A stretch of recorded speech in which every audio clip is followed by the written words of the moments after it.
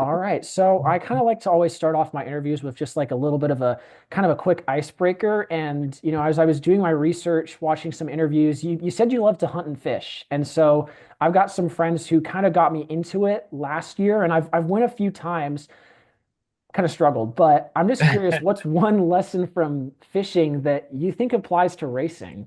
That you don't always catch something. I mean, it's kind of like that, right? Like you put in the effort and you do the work and you don't always see the result right away. I think requires patience, right? And timing. And that actually really ties in well with how I think about things when it comes to racing too, with my faith is just that you put in the work and you do the preparation and the results and the timing of when you have those opportunities aren't always lined up, right? And people will call it luck or they'll call it, oh, you're just really fortunate or lucky. But I just feel like, there's so many times that you just putting in the work, putting in the effort, and you might not be seeing something today from that effort. That's really good advice. Really good. Now, I do want to talk about what led you to racing, to your start. So I want you to take me back to the moment where you first fell in love with the sport and kind of describe what drew you into it. Yeah, so I mean, it's tough to pinpoint a moment because I grew up, racing something always. My family were kind of gearheads anyways, and so my brother and I both raced BMX bikes and dirt bikes, and but I would say when I got into go-kart, that's when it got more real for me, where it was more than just a hobby or something fun. I was very passionate about it and just loved it. And I would say I mean, really, the time I was 10 or 11 years old, I knew that this is what I wanted to be doing and kind of been pursuing it ever since. I mean, you touched on it right there that you kind of got your start go-kart racing and in the Glendale area. And I was wondering if Yeah. you could just touch on that a little bit. Yeah, so how it actually happened is my brother, he's 3 years older than I am, and in elementary school, he had a friend that raced out the Peak area, the go-kart track that's still out there today. And we went out a few times just to watch him, and it was more of us just like spectating. We were racing other things. We were racing dirt bikes and things at the time. But it was really cool. It's fascinating, like just how fast the cars were, how low to the ground they were. And so they lived right around the corner from us. And so, my brother and I would go over there while they were getting their go-karts ready and things like that. So we sort of kind of fell into it with them just being family friends and already doing it. And I got an opportunity to try one of their carts, and that's where it really all started. All right. So kind of now fast forwarding to 2008, you made the transition from open wheel racing to the NASCAR Cup Series. And since then, you've become almost a journeyman driver and, racing for teams like Michael Waltrip Racing, Levine Family, Front Row. I'm curious, what was the most important thing you learned while, competing for those teams? Yeah, each one of them, every step in your life and career, there's always a lot of lessons learned.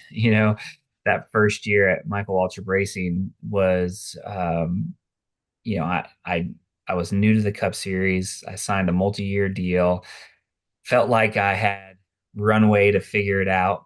Everyone kind of knew that I didn't have a lot of experience coming into the Cup Series, and we were, a new team, Michael Waltrip Racing, just second year running in the Cup Series, new manufacturer, and so we felt like we were building something and that we'd have time to grow. And I learned very quickly, about 8 months into it, that there wasn't as much time as I thought I had. So um, from that point forward, it was a struggle to find a ride and to stay in a ride. And I wasn't getting the most competitive opportunities, but I was still getting opportunities. And so I think the biggest thing that I learned through that is just making the most of every situation you have, like just being 100% all in, even if it's not exactly what you want or what you desired or what you thought it was going to be.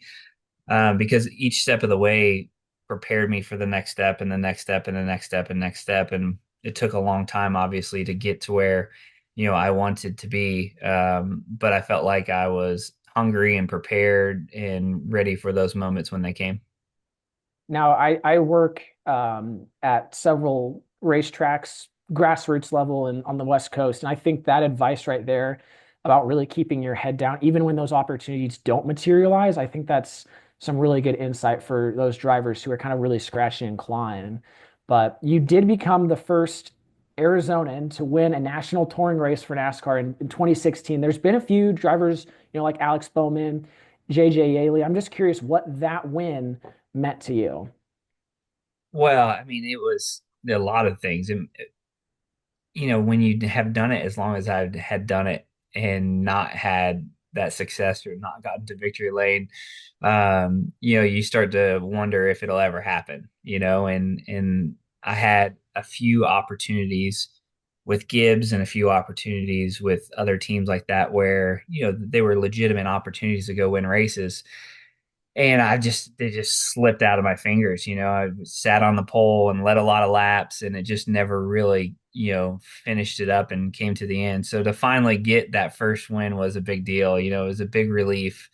And, too, it's just a reminder, that you just keep fighting hard and keep working at it, and, you can still chase and pursue your dreams. And if anything, it continued to motivate me more to keep on the cup pursuit too, so because I felt like those Xfinity opportunities kind of just for me were confidence builders that okay, I can do this. And if I get into the right car and I get into the right situation, I can do what I need to do on the racetrack. So those were, big steps for me as far as, just keeping that morale and that confidence up to, to go out there and keep pursuing it. And then, kind of building on that, how do you hope that your own personal success as an Arizona-born driver will, impact other aspiring young racers from the state? Yeah, no, that's great. I actually talked about this a little bit when we were there for the race a few months ago. When I was a kid at the go-kart track, Buddy Rice was moving into full-size cars and was sort of that guy that we all looked up to. And then he went on obviously to, win the Indy 500 and, make it into IndyCar. And so there was always somebody that was ahead of you that you're like, oh, you can do it. And so, having that is important, being able to, be an 8-year-old kid and seeing those guys go from the go-kart track, you know, to the big races on Sunday is really important. And so hopefully that just like I was inspired by the guys that went before me, I can help inspire, the next generation of racers to come out of there. And that cycle will continue, right? And so, I think that a lot of times when you're chasing your dream, it becomes so distant that it's hard. And when you see somebody else get to achieve some of those things, it helps just remotivate, to stay on the path and to keep working at it. I mean, you followed that path, and at 40, you're a multi-time winner at the top level of NASCAR. And I guess just looking back, what would you say to your younger self? Yeah, that's a great question. I think that, there's a lot of things that you learn from, and most of the things that you learn from are your mistakes, right? And so, but I think if I could go back, if I could tell my younger self, I would just tell myself to enjoy the moments more. I was so laser focused early on that I didn't take in the cool moments. I didn't take in those first races or those first time, driving this car or going to, this racetrack. And I was just so laser focused on, the next step, the next step, the next step that I didn't enjoy the whole process as much as I could have. And I think that, after for me, probably about after 2008, when I lost my job at MWR, that was kind of like that reality check of, hey, this is really cool what I get to do, and it's not guaranteed. And I need to take in these moments, and I need to enjoy these moments because they're not guaranteed. And so just enjoying the process, and the process is sometimes difficult, and it's not always victory lane, right? Most of the time the process is in the struggles. And so learning how to enjoy that as well, like knowing that it's building character and it's building you to the next level so that you can, continue to pursue what you are called to pursue, and to do it wholeheartedly, and not to have a bad attitude about it, or get to a place where you're not enjoying it because it's not what you thought it should be. Well, I feel like this kind of all builds perfectly into my next question. You're in your first season with Spire Motorsports, a rising team, flashes of speed. You sat on the pole a few weeks ago in Las Vegas. It's, arguably one of the best rides that you've had in your career. And I just would like you to kind of talk about the first few months with the team and what's it been like? Yeah, it's definitely had some ups and downs, which we expected. It's a new team for me, and new people, new processes.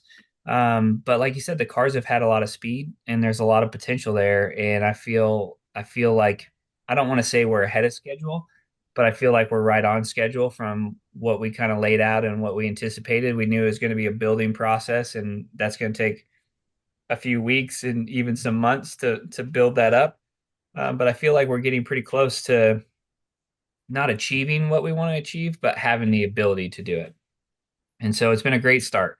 We've had some highlights, and we've had some struggles, which I think everybody at this point in the season has probably had that as well. It's pretty normal. Those first 7 to 10 races are super important just to build some momentum and build some confidence. And I feel like we've done that. And, we haven't had one of those races that have just been like, oh man, we're in contention to win. But I feel like we've slowly built to, being near the top 10 and putting together the races and executing. And I think that we're really close to being, having that top 10, top five speed, which you got to do for a few weeks before you actually win a race. So I think we're building in all the right directions.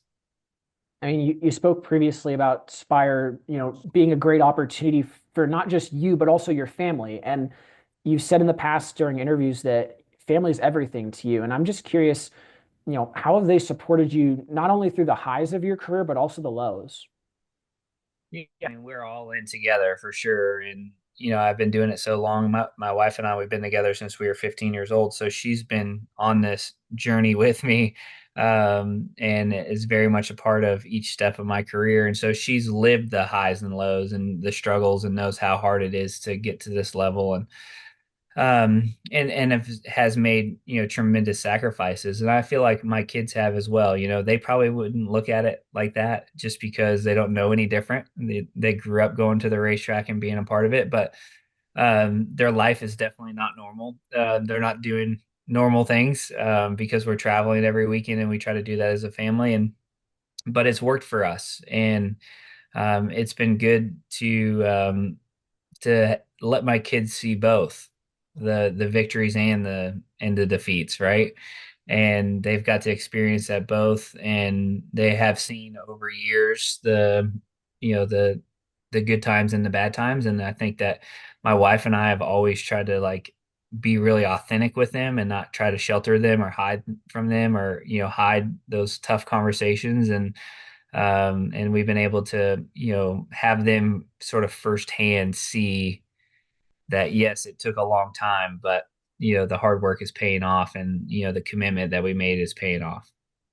That's really cool. And I guess, as a professional athlete, but also a father, you kind of mentioned the struggles, balancing family versus work, the sacrifices that come with it. I'm just want to know from your perspective, what is the most challenging, but what's also the most rewarding? Yeah, I think the most challenging thing for me is that my entire life, everything has been revolved around me and my career. And whether that's, family, whether that's birthdays, whether that's weddings, whatever it is, like our schedule doesn't change. And I don't miss races, right? And like everything happens on a weekend. So to me, it seems like a very selfish sport. And so I've always felt that way. I mean, it's part of, I think, being a professional athlete. There's a level of dedication that it takes that's, different than other professions. But, at the same time, I feel like what we've been able to do, and this would probably be the highlight of it, is that we've been able to balance it to where even though the schedule does revolve around me and the schedule does revolve around, what I do, that it's not about me, that it's about serving others and loving others. And this is where God has us, and this is where He's placed us. And that, we are to be good stewards of that and to work hard at it and to be available and to do that as a team and as a family. So I think that's sort of the contrast of it is like, my kids aren't playing sports on the weekends. They're at the racetrack with me. But they have their family there too, and they have their friends and their community, and they're a part of that too. So it's worked out for us. You said it right there that this was, where God wanted you to be. And I talked to your crew chief, Travis Peterson, a little bit earlier this week, and I asked him how your faith, fuels you when you're at the shop. And he gave a really, really great answer and said that it's something that almost not gives you an edge, but it pushes you forward and is something that is a big motivating factor. I was wondering if you could just kind of elaborate on, the importance of faith to you and, why you want to make it such a big part of, your career outwardly. Yeah, yeah, that's a good way of putting it. I like how he said that too. I feel like as I've grown in my faith and you start to see like your entire path and journey has led you to this point, it's very easy at times to think that you did something. And so for me, it's actually quite the opposite, is I feel like that God has really allowed me to be here and has opened up these doors and provided these opportunities. And so the driving force for me behind that is to not take that lightly. That there's only 38 drivers this weekend on Sunday, and I get to be one of them. And that's truly a gift, right? It's a gift to be one of 38 to get to do this on Sunday. And so I need to pursue it with everything I have. And I need to make sure that I'm as prepared as I could possibly be and that I'm doing everything that I can inside of my own ability to make sure that I'm providing the best I can to my teammates, to my family, to our sponsors and our partners, with all that knowing that I still hold it very loosely, knowing that it's not mine, that I didn't earn it or deserve it, or it could very easily be gone tomorrow. And so it's this really weird balance of holding it very loosely, but taking it very seriously. And so I hold the results and I hold, the future very loosely, but every day I wake up ready to go and pursue it with everything I have. And then I guess this one kind of rolls right off of that. You've said past interviews, there was a really good, Fox Sports piece that came out right around the time of the Daytona 500 highlighting your family and the story of that. And most people don't know that you are a really firm supporter of adoption. And I would just love if you could share the story of your son Lucas and what he means to you and your family. Yeah, so Lucas is going to be 12 here in May, and so we started the adoption process way before he was ever born. It took a long time, and we just felt called to do it. We That's the easiest way to describe it. It was just like time and time again, we kept seeing other families that were adopting, or we were at an event and there was an adoption agency there. We met these. It's just like everywhere we went, like adoption, adoption, adoption. So we finally got to a place where like, is this something that we're supposed to be doing? Is this something that we're supposed to, be pursuing? And so we started to support a few ministries that were, orphan care ministries. And that really got us sort of that first step of seeing the need and seeing the crisis that there really is globally. And we just felt like we were supposed to do it. And so we didn't have a lot of parameters around that. And we actually, is a really long story, and I'll try to abbreviate it, but we started in Ethiopia. We were there for about a year or 2 years in that program, and then that got shut down. And then we were in the Honduras program, did that for a year or two, and then that slowly got shut down. And so it just kept feeling like it was getting delayed, delayed, delayed, delayed.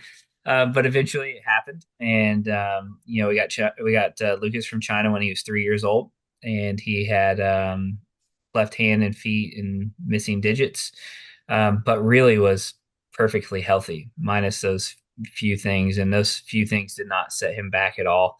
And so, when he got here, he was, fully able to do virtually everything. He's super resourceful. And yeah, he's just been a part of our family, now for 8 years. But to me, it really doesn't feel any different than any of our other kids. Like he's ingrained in our family so much that, I mean, he's just another one of our kids, and we have five, right? And but it's, his story is awesome, just of God's redemption, and for him, just what he's been through as far as just having to deal with and come to a new place, and have those differences that he has to work through daily. It's, he looks down and he has two fingers, everybody else has five. It's something that he deals with, right? But he's super brave, and he's not bothered by those things. And yeah, he's been, not only has it been fun to see him just be resilient, but it's also like God's way of showing us through adoption of like how he's adopted us, right, into his family. And that it's not always pretty either, right? Like adoption can be messy, and your background and your past can be messy. But how God can take that and restore that and make it new, and so it's been really cool for our family to be able to see that firsthand. That's amazing, and it just warms my heart. And you said it back to the start of that question that you kind of saw all these families who were, getting through the adoption process, and that's what kind of sparked you. And what would you say to a family now who, is either considering adoption or maybe has never considered it before? Yeah, I think that it's one of those things that for us, we're an advocate, but we never like put pressure on anybody, because I feel like it truly needs to be a calling, because it's not easy and it's not for everybody. But I feel like, if you feel called and you have that burden, there's so much information out there for you to really learn about how you can be involved, and it's not necessarily going and bringing a child home either. I mean, that is adoption, but there's so many other ways, supporting other families that would love to do it but don't have the means to do it, or organizations that provide, orphan care all around the world. So there's a lot of opportunities to get involved, and it doesn't have to be, flying across the world and grabbing a child and bringing them back. Foster care, getting involved in your local community and being engaged in young men and women's lives. I mean, there's lots of ways to do it. So um, I would say that. I would say everybody can do something, you know. You don't have to do everything, but you can do something. And so seeing what that something is for you. Well, that does it for all of my questions. Is there anything else that you'd like to add? No, it's great. Thank you. I appreciate it. Yeah, again, that's Michael McDowell, driver for Spire Motorsports. Thank you again for giving me some of your time today. I really, really appreciate it. Yeah, thank you. Appreciate it. Thanks.